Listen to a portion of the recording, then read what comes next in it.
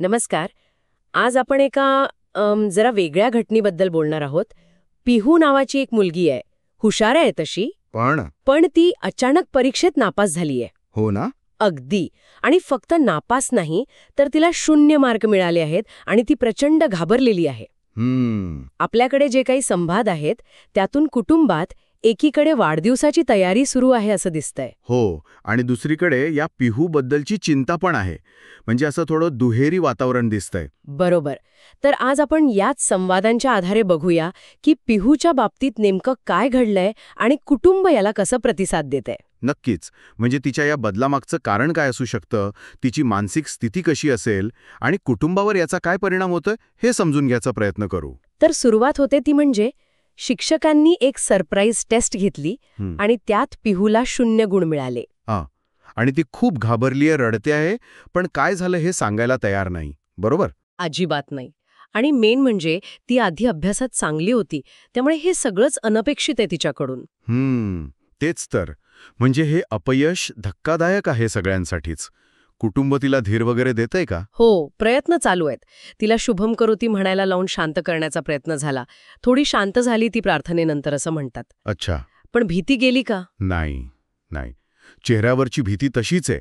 म्हणजे वरवर शांत झाली असेल, पण आतून घाबरलेलीच आहे अजून. बरोबर. म्हणजे मूळ समस्या तशीच आहे. ती वरवरची नाहीये हे स्पष्ट आहे. आणि गंमत म्हणजे त्याच वेळी घरात वेगळीच लगबग आहे. आईबाबांच्या लग्नाचा वाढदिवसाची तयारी सुरू आहे. अरे हो. म्हणजे काव्या, जीवा आणि पिहू मिळून प्लॅनिंग वगैरे करत आहेत. हो, त्यात पण चर्चा सुरू आहे. जुन्या मित्रांना बोलवायचं का? नको, उगाच तणाव वाढेल. हां, म्हणजे ते पण विचार आहेत. मग मोठ्यांसाठी खेळ? नको, त्यांना कंटाळा येईल, असं सगळं चाललंय. विक्रम काकांना स्मिता पाटील आवडतायत म्हणून त्यांची गाणी लावायची कल्पना मात्र लगेच फायनल झाली. हो, म्हणजे हे असे हलके फुलके क्षण पण आहेत पिहूच्या टेन्शनच्या बॅकग्राऊंडवर. हे वेगळं वाटतं थोडं. बरोबर. हे दाखवतं की आयुष्यात चिंता असली तरी रोजचे व्यवहार, छोटे आनंद थांबत नाहीत. पण या सगळ्यात नंदिनीची काळजी खूप जास्त आहे. तिला वाटतं की पिहूच्या मनात काहीतरी वेगळीच खोलवरची भीती आहे. आई आहे ती शेवटी. तिची इंट्युशन तिला सांगतेय की काहीतरी गंभीर आहे. ती जीवाबरोबर बोलते सुद्धा याबद्दल. आणि मग जीवा काय म्हणतो? जीवा तिला एक वेगळा पर्याय सुचवतो की घरातली विचारून उपयोग होत नाहीये, तर आपण तिला समुपदेशकाकडे नेऊया का, म्हणजे काउन्सिलरकडे. अच्छा, हा एक महत्वाचा मुद्दा आहे. कारण कधीकधी बाहेरची त्रयस्थ व्यक्ती मदत करू शकते.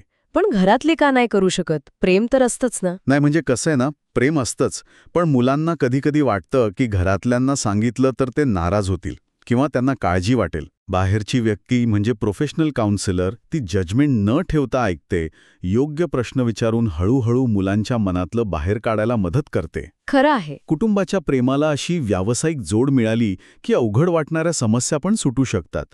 नंदिनीला हा विचार पटला, हे चांगलं आहे. आणि हे सगळं कधी घडतंय तर घरात विक्रम काका आणि आईच्या लग्नाचा वाढदिवस साजरा होतोय. हो ना.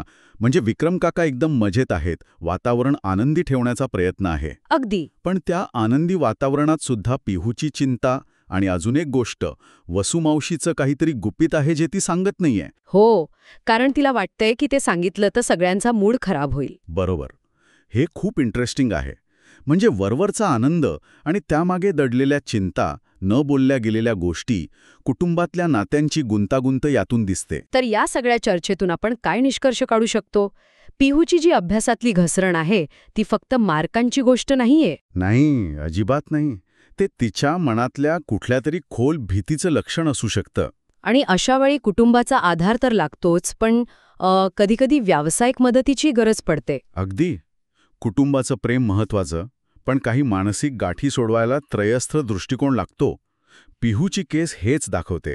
बरोबर. आणि जाता जाता एक विचार येतो मनात, की आपल्या मनात खोलवर बसलेल्या भीती किंवा चिंता किती अनपेक्षितपणे बाहेर येतात, नाही का?